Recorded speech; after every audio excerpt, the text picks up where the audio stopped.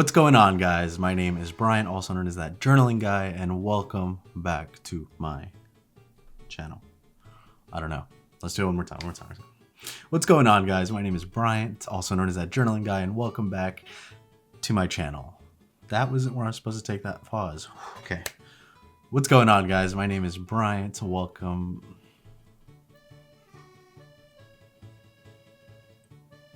It's just this. Why do I struggle with this to make it not sound weird or awkward? Okay.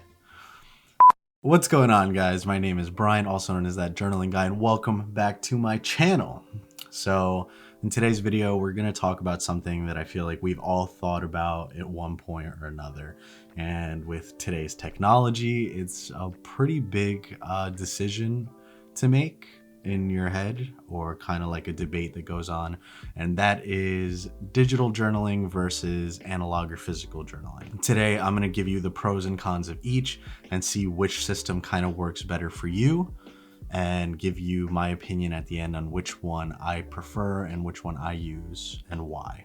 So I'm actually remaking this video from a video that I made about 3 years ago, and the entire landscape of what digital journaling was compared to what it is today has changed immensely, like incredibly so, in ways that I don't think I could have ever predicted. And one of those big factors is this.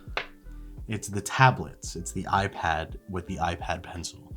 That has changed the entire digital journaling system. Before I give you my thoughts and which system I prefer, let's do the pros and cons of analog journaling. So let's start with the pros.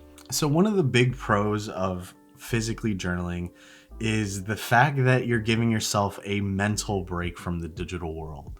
Like it's hard to not see yourself always attached to a screen nowadays. You know, we kind of have our phones with us all the time, our system, like we're always, I read something like the average American household watches about 7.5 to 8 hours of television a day. That's always like screen on time, not to mention how much time we spend on social media. I personally average about 5.5 hours of screen on time on my phone, watching YouTube, Instagram, Facebook. It's a break. It gives your system a kind of dopamine fast. It lets you wind down. It lets you just kind of break away from the digital world, which is just becoming more and more important as technology advances, in my opinion. And with the physical aspect of journaling comes the act of writing. Now, there is a lot of research that shows that physically writing something down is beneficial to our psychology and our being. You retain information a lot better. It makes you kind of slow down. You know, you're more intentional with what you write down, with what you say, and how you process your thoughts. And in a world where we're obsessed with productivity and moving, we never really take the time to slow down, kind of relax, and intentionally break down our thoughts. So that is a really big pro, in my opinion. Especially, you know, you could probably see journaling as therapeutic. There's a lot of forms of journaling that is used as therapy. Art journaling, you know, there's ways that physical journaling are beneficial to you as a person that I don't think I see in digital journaling quite. So now, like, the third pro to journaling on a physical journal is gotta be the creativity and expression, the ability to express yourself so well that I think the digital medium hasn't quite reached yet. You know, we have certain pens, what certain pens say about you, what markers you decide to use, what notebook you pick, the ability to use stickers, washi tape. There are a lot of things that the digital journal tries to replicate, but it's just not the same as having something so tactile, something you could feel, something that really represents you. I feel like creativity is still mostly found in the physical journaling, and that could be hugely important for somebody's mental health. And I agree, like, I really am a huge advocate for journaling for mental health and, you know, for bettering yourself. I agree that there's things that physically journaling, like the act of physically writing down your feelings and thoughts, that I just don't get with something like digital. The fourth pro of having a physical journal is just, it's so easy to start. All you really need is a notebook or even a piece of paper, a pen or a pencil, and you're done. So there's such a elegance behind its simplicity. You just sit down and you write or draw or scrapbook, whatever you decide to do. But it's easy and almost everybody or anybody can do it. So those are the pros for analog journaling, but of course they both have their pros and cons. So we're going to talk a little bit about the cons of analog journaling. So one of the biggest things about having a physical journal is the fact that there is only one. You only have one journal. If something happens to that journal, it's essentially gone forever. Like if it's burned, if you drop it in a puddle or a lake, you can lose years worth of memories, of at least hours worth of creativity. It can be really painful to lose the one and only journal that you have, you know?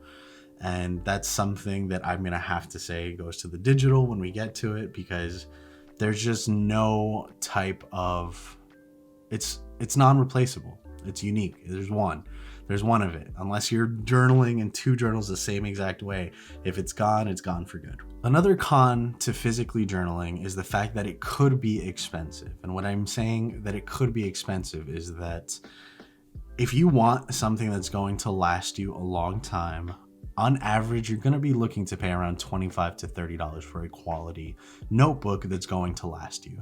Why do I say a quality journal? Because I started journaling in like the composition books that you would get like at Walmart for like $1 or $2. They're just not standing the test of time. These things are like 10 years old, but the pages are falling out. They're starting to rip out. I know that a lot of people look for kind of like that vintage look.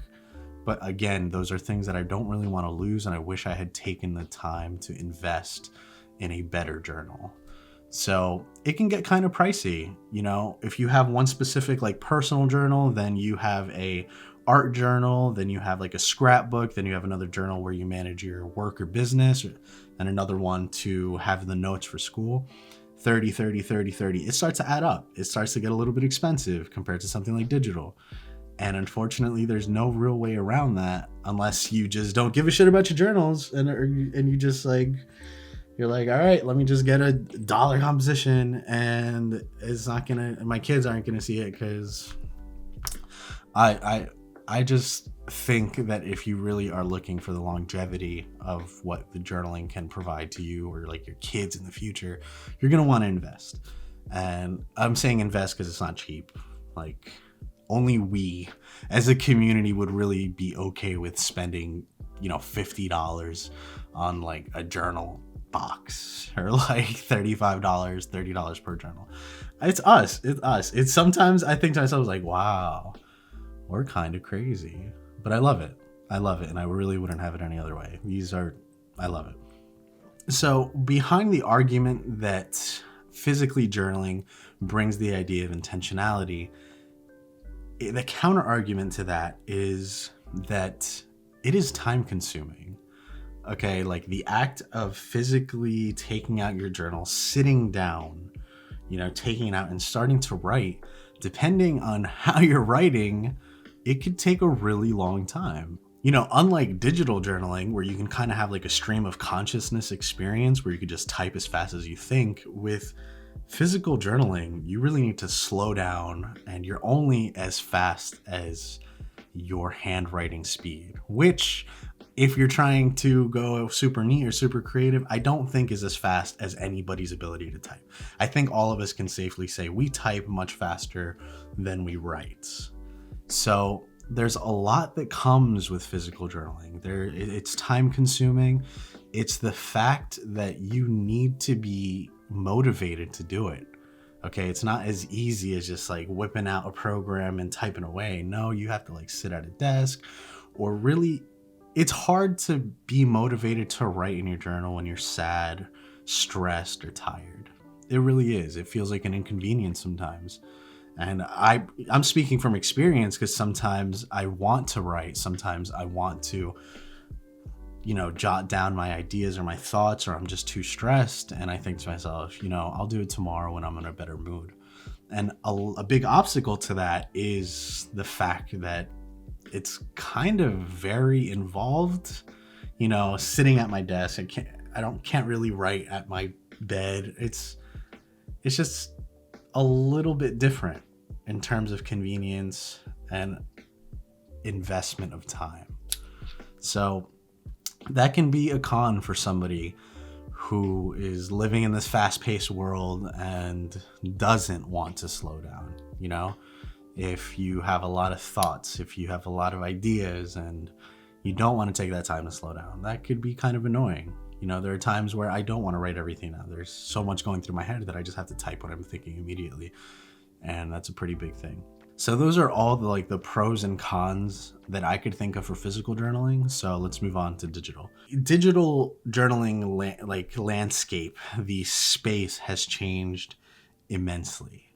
And when I say immensely, I mean so much. I mean, if you're a viewer of this channel, you probably saw my video on the Zinnia app, which literally has transformed what my idea of a digital journal could be. It's crazy. It's really that crazy. So let me give you some examples of the experiences I've had with digital journaling. So I've used apps like Evernote to journal. I've used apps like Day One. More recently, the Zinnia app to start bullet journaling digitally on my iPad. I've also used GoodNotes with templates from Etsy to start journaling. I've created my own bullet journal in GoodNotes. Also in Notability. I have a lot of experience attempting to journal for long periods of time using a digital medium, and more specifically using my iPhone and my iPad Pro. And the iPad Pro with the Apple Pencil is a game changer. It is something that in the video from 3 years ago, I couldn't have predicted or expected to happen in a way that it has. It has really brought a lot of the benefits of physical journaling into digital journaling, and a big example of that, it's the Apple Pencil with the iPad Pro. It has been game changing. The benefits of writing that you get writing down physically, you can get a lot of that using this, the ability to create to exactly what you want. Now, let's go a little bit into the pros of digital journaling. So one of the biggest pros that digital journaling has for it is the fact that it's so convenient. It's stupid convenient. I could literally journal on my Apple Watch right now if I wanted to. I could journal on my iPhone. I could journal on my desktop, my MacBook, my iPad. It's everywhere and anywhere at all times, and it's convenient. And a lot of people have the argument that I don't want to have to carry around an expensive laptop or an expensive iPad with me everywhere I go. I could just carry a notebook. Yes, but let's be honest, you have your phone on you. I've been more aware of how much time I spend on my phone, especially after seeing something like The Social Dilemma on Netflix, which I highly recommend, by the way. But unfortunately, it's one of the first things I check in the morning. It's one of the last things that I see at night. My phone is always on me, and I'd be lying to you if I said that it isn't one of my most important tools that I use to do what I do. But there's a lot of effects that I can't even begin to explain. We'll get into that whole topic of digital minimalism and what our screens are doing to us. I'll talk about that, don't worry. But it's convenient. So if I have an idea, or if I have to write something down quickly, my phone is on me. I can journal wherever I am. I can be in a passenger seat in a car. I can be on a train. I can be in my bed. I can be in the living room. I could be walking. I can do it all the time. And there's so many apps that allow you to do that. Even the Notes app on Apple is it's built well enough that you could use it as a journaling app if you'd like. But the convenience comes at a cheap price, actually. It's not as expensive as physical journaling. So a lot of the apps actually could be used free. Unfortunately, we're seeing a lot of our apps move towards subscription-based business models, which I'm not a fan of. But there's still a lot of apps out there that you can buy for a one-time price of like $8.99 and use unlimitedly. So like GoodNotes, I forgot how much it is. I'll put the price right here. The current price right there.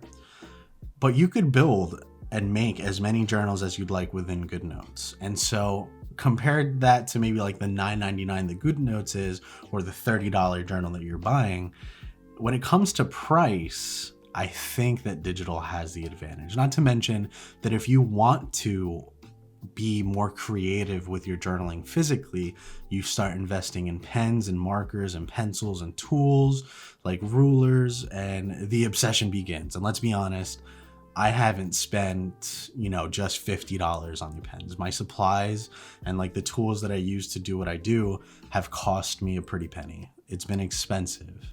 And comparatively to digital, if somebody's looking out to just start digitally journaling, $9.99 isn't that big of a barrier to entry. You can pay that and you have unlimited space almost in a lot of apps to just start journaling whatever you want. And GoodNotes specifically for the iPad, but if we're doing something like Day One, it is still free. It's better with premium because they do have a subscription base, and it includes things like cloud storage and like unlimited picture and audio, but it's free to use. Evernote, free to use. Notion has a basic plan that's also free to use. There's a lot of freemium kind of like options for you out there if you're looking to start bullet journaling or just journaling in general for free. So in terms of price, I'm going to have to give it to digital because I think that the options are vast and there's just so much you could do. And speaking of Day One, an example that I want to give with Day One specifically that you'll find in a lot of other like notes and journaling apps is how searchable it is. So Day One, for example, you can have like geolocation, weather, tags, and you can search your notes and journal entries based on those tags.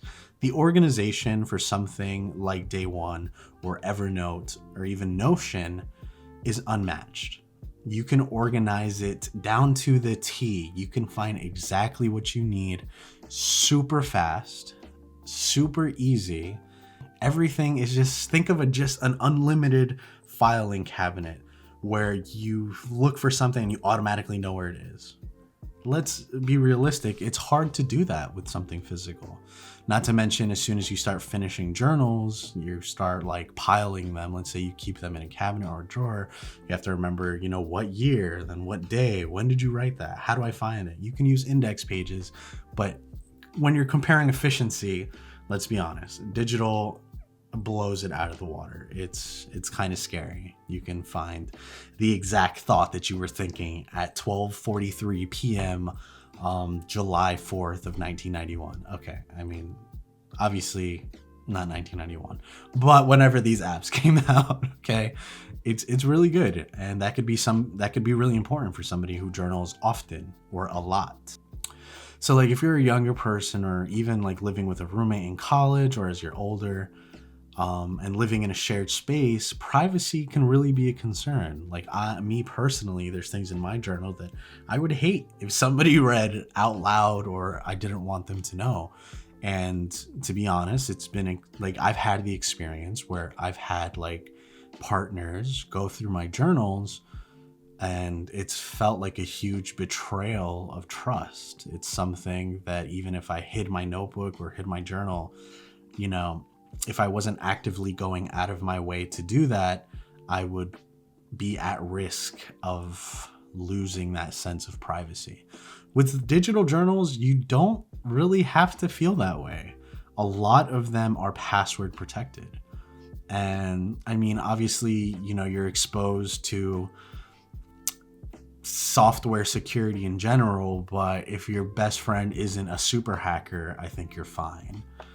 And that's a really big benefit of digital journaling personally because there's just been moments where I've experienced that literal sense of betrayal where I'm just like, I hate this. Like, I wish you would have never read that, or I wish you would have never done that, because it hurts. It hurts.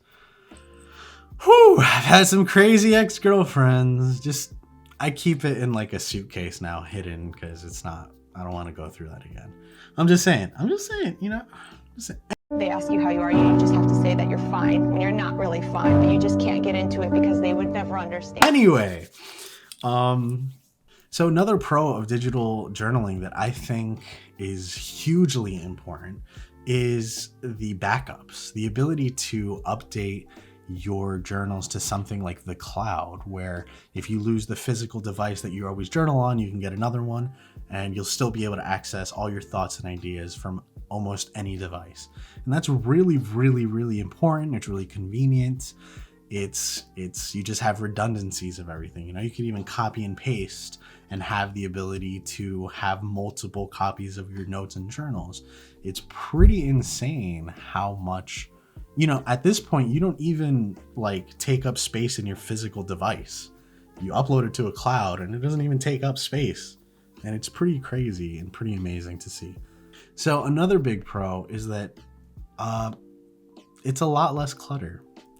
You can have tons and tons and tons of notes and journals within the app. And, you know, if you pay your little premium like subscription, you can have borderline unlimited space and you're not generating any real clutter in the real world. Because I have a lot of these. I don't know if you've noticed, I have a lot of journals and I've had to buy that chest and fill it up with all my journals because I didn't really have a lot of space to like put it.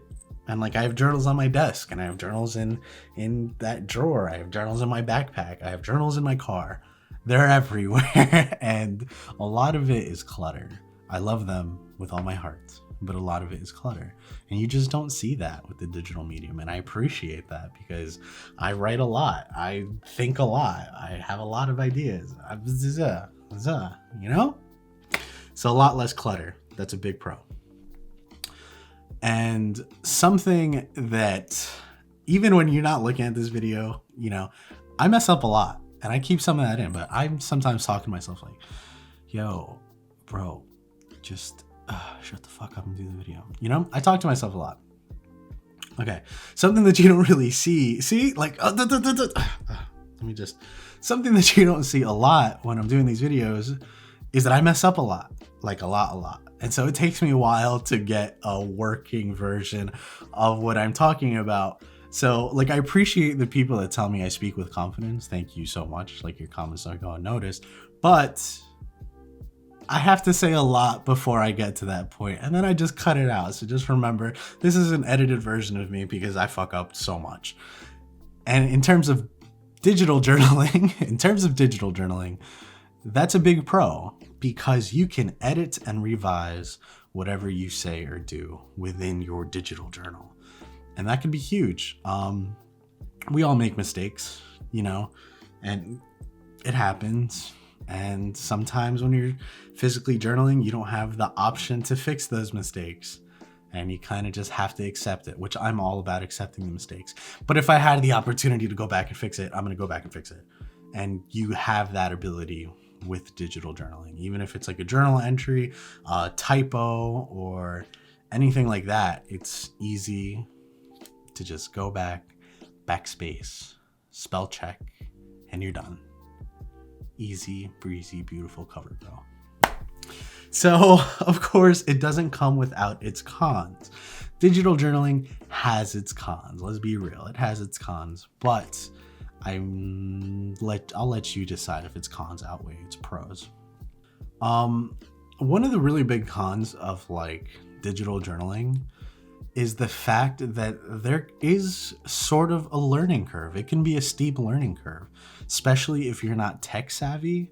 A lot of the companies I feel like don't do the best job of explaining to brand new, like new beginners on how to do certain things, you know, how to navigate their application or their system. And I feel like that inability to explore kind of hinders the consumer's ability to fully utilize what they pay for in the application. You know, for example, I consider myself really tech savvy.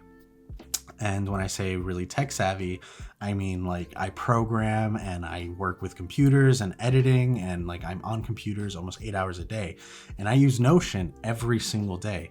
To this day, there's still things that I don't know. To this day, I'm still learning things about Notion. And for somebody who doesn't have that experience with technology, or for somebody who doesn't really or for somebody who really doesn't want to take the time out to research all these things, because it's not given it to you like straight up, it could be pretty frustrating. And you know, you ask yourself, why am I paying $10 to just write down my notes? Well, no, if you look a little bit deeper, you realize that you can tag Instagram posts, you can do Twitters. So, you know, there's a much deeper level to digital that you don't have with physical, that could be a little bit difficult to explain to maybe an older demographic that's not as tech savvy.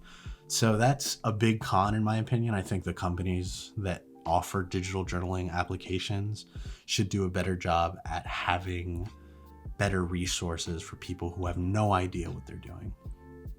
So for this second point, it's going to sound a little like conspiracy theory-ish, but let's be totally honest. I'm going to say it again. If you saw The Social Dilemma, you don't really know what these companies don't know about you. Okay? Just know that even if they don't like to admit it, these companies have data on you. They have data on what you do, what you research online, how you decide to search. They're building profiles of you. You have to outweigh the pros and cons for yourself of having that digital presence. If you put your innermost, thoughts, your deepest thoughts into a software application, you could potentially be exposing yourself to whatever privacy concerns there exist today. That sounds huge, like conspiracy theory-esque, but it's the truth. You really don't know what these companies don't know about you. I mean, I'm getting recommended stuff that I'm talking about like in my living room with the TV there. Like, it's insane. They're just getting better and better at advertising things. And you have to ask yourself, how do they know it? Like, how do they know these things? So that could be a huge con. And another thing that comes with that, like another con that comes with the digital and like the whole software thing, is that software is software. Software is prone to bugs. It's prone to failures. It's prone to inflexibility. If something happens to that software, you lose everything. So yeah, if you lose it, all these things are prone to failures, hacks. We've seen it happen, stuff with the iCloud. They're real threats and they're real things. And the idea where I'm telling you, like, you have to think about is the fact that they are apps. You have to decide what apps,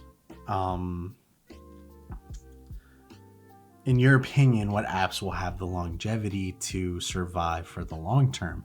Because let's say you have years of notes and journal entries into one app, and all of a sudden that app is out of business. They go out of business, they stop updating their app, you lose access to everything. That can be devastating. And unfortunately, what you see with a lot of these apps is they have like proprietary formats that don't allow you to pretty much export all of your notes, which could be a problem if you are stuck within just that application system and something happens to them and you lose everything. One, you can't really hold anyone accountable. It's kind of difficult. Once it's gone from the digital world, it's very hard to get back. If it's deleted, it's deleted. And recovery is almost impossible. Like, for anybody that's, had a corrupted hard drive, you know how expensive it could be to try to recover anything from something like that. It can be devastating. So a pro or a con of like the digital journaling is the longevity of the apps. The anything that deals with software, you have to realize it's prone to bugs and stuff like that. You can lose everything. You could lose updates. You're at the mercy of the company a lot. And another big con is the fact that it's just more screen on time. You know, like you should personally, in my opinion, for your own mental health, find ways and time to leave screens behind. You know, go out for a walk, go running, you know, board game night, whatever it is, something that detaches you from screens, because every day that we're just getting more and more addicted to screens, and that's a pretty big con to the whole aspect. So yeah, those were the pros and cons of digital and analog journaling, and I'll leave it up to you to decide what works best for you. But now I'm going to talk a little bit about what I do and why I do it. So I'm going to keep saying it. I'm a huge advocate for having a digital and analog like lifestyle in a way that complement each other. I don't think either system is perfect. As you could see, they both have their cons and they both have their pros. You need to kind of work what works best with what scenario. Like in terms of content creation, digitally, it works better for me to organize my thoughts and ideas. In terms of personal journaling, I still go back to, you know, physical journaling. And a big reason for me still doing my physical journaling is the whole like screen time break. You need to give yourself a break. Just for your mental health, I think you should back away from screens, take the time to reflect, sit down. I'm all about intentionality, and I'm trying to do a much better job of incorporating that into my life. So when it comes to physical journaling, there's something so raw about the, you know, my handwriting and my thoughts going into a physical journal that I just can't feel with digital. Digital feels a little bit impersonal to me. I'm typing away. That could have been typed by anybody. In terms of like my handwriting is not easy to replicate. I feel like that's me. That's a part of my expression. That's a part of me that I'm putting down. And I'm proud of the hours that I spend on my bullet journal. I'm proud of the hours that I spend personally journaling. It's something I take a lot of pride in because I'm intentionally spending that time on something I love. So again, they both have their pros and cons. I can't personally recommend any because everybody's situation is different. I use both. I really do use both. And there's a place and time for both of them. And I'm sticking by that. And that's, you're like, Bryant, you're a sellout. You should have told us which one you like more.